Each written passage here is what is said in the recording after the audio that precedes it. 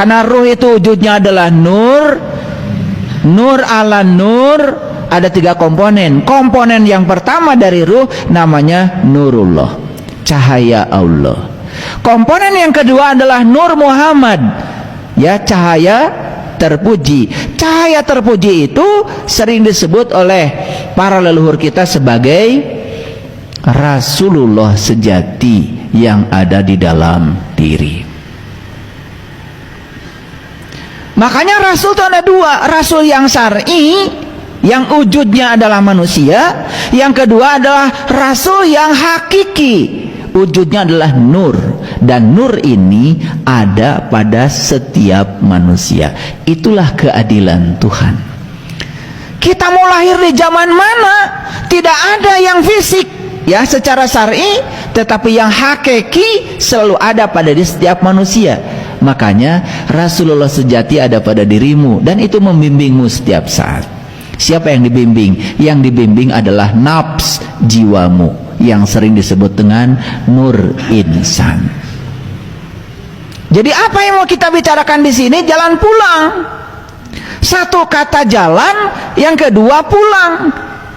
Yang ketiga adalah percikan cahaya ilahi, yaitu ruh yang ditiupkan Allah dalam diri.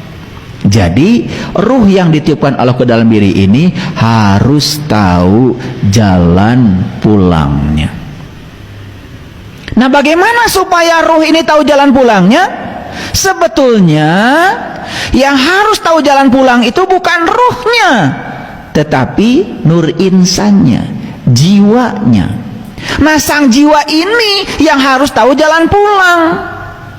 Apakah tidak dibimbing sang jiwa ini oleh Nurullah dan Nur Muhammad? Dibimbing setiap saat. Cuman si jiwa ini jarang ikut pada bimbingan dari Nurullah dan Nur Muhammadnya. Itu saja. Jadi kalau ingin tahu jalan pulang, sederhana, ikuti saja bimbingan dari Nurullah dan Nur Muhammad yang ada dalam diri. Itu saja cukup. Apakah untuk tahu jalan pulang ini harus hafal ayat, harus hafal kitab suci, harus hafal ribuan hadis, harus hafal ini, hafal itu? Tidak.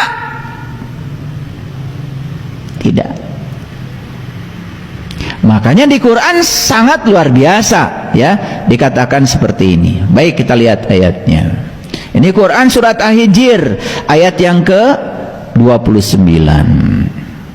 Jadi bisa dibaca, ya, surat ke-15 ayat 29.